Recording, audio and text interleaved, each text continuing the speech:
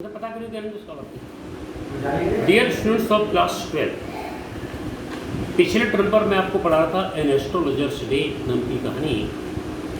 इससे मैंने आपको बता दिया था कि ज्योतिषी किस तरीके से अपने व्यवसाय को चलाता था, और यदि वह ज्योतिषी नहीं बना होता तो शायद वही कार्य कर रहा होता जो उसके पूर्वज गाँव में कर रहे थे।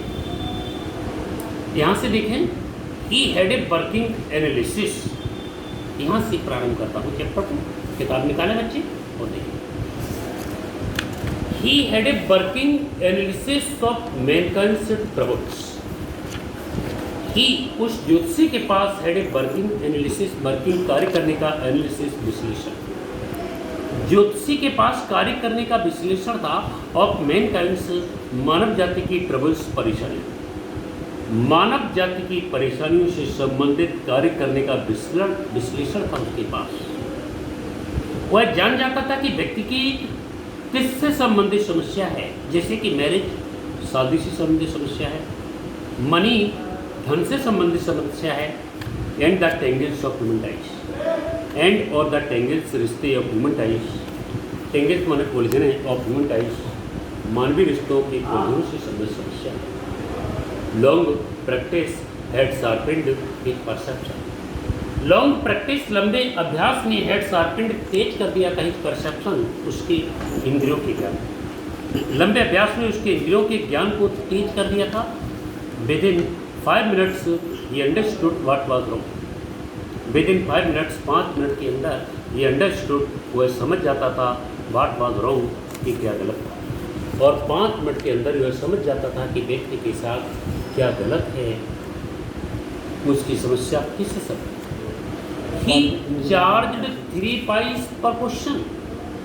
ही चार्ज, वह चार्ज करता था 3 पाइस, 3 पैसे पर क्वेश्चन, प्रति प्रश्न। वह 3 पैसे प्रति प्रश्न चार्ज करता था। Never opened his mouth till the other had spoken for at least 10 minutes. और क्या होता था? नेवर ओपनड हिज माउथ, वो अपना कभी मुंह नहीं खोलता था, टिल तक द अदर, दूसरा व्यक्ति, हैड स्पोकन, जब तक बोल नहीं लेता था, और एट लीस्ट 10 मिनट्स, कम से कम 10 मिनट तक। जब तक सामने वाला व्यक्ति कम से कम 10 मिनट तक नहीं बोल लेता था, तब तक वह अपना मुंह नहीं खोलता था। जब तक सामने वाला व्यक्ति कम से कम 10 मिनट तक नहीं बोल लेता था, तब तक वह अपना मुंह नहीं खोलता। विद प्रोवाइडेड, जो उसे प्रदान कर देता था, विद एनफ स्टफ, माने पर्याप्त पदार्थ, of he doesn't answers and advice, दर्जनों उत्तर उसे प्रदान कर देता था, एंड एडवाइस, और सलाह प्रदान कर देता था। वह अपना मुंह तब तक नहीं खोलता था जब तक उसे दर्जनों उत्तर और सलाह मिल नहीं जाती। When he told the person before him, when he told the person, जब उसने उस व्यक्ति को बताया, before him, अपने सामने, जब वो अपने सामने वाले व्यक्ति को बताता था, gazing at his palm, उसकी हथेली को देखते हुए, in many ways, कई तरीकों से, you are not getting the fullest results of your reports, you are not getting, आप प्राप्त नहीं कर रहे हैं, the fullest results, पूर्ण परिणाम of your reports, अपने परिणाम का। कई रास्ते ऐसे हैं, कई तरीके ऐसे हैं जिसमें आप अपने परिणाम, जिसमें आप अपने प्रयत्न के पूर्ण परिणाम को प्राप्त नहीं कर रहे। 9 out of 10 were disposed to agree with you. 9 out of 10, 10 में से 9 व्यक्ति वर डिस्पोज्ड टू एग्री, सहमत हो जाते थे वेदन। 10 में से 9 व्यक्ति उसकी इस बात से सहमत हो जाते थे। और ये क्वेश्चन रखा, प्रश्न किया करता था, इज देयर एनी वुमेन, क्या कोई महिला है, इन योर फैमिली, तुम्हारे परिवार में, क्या तुम्हारे परिवार में कोई एक ऐसी महिला है, may be even a distant relative, may be वह महिला हो सकती है, इवन ए डिस्टेंट रिलेटिव, दूर की संबंधी भी हो सकती है, वो is not well dispose towards, वो इज नॉट, जो नहीं है, वेल डिस्पोज, अच्छा व्यवहार रखना, टुवर्ड्स, तुम्हारे प्रति, जो तुम्हारे प्रति अच्छा व्यवहार नहीं रखता।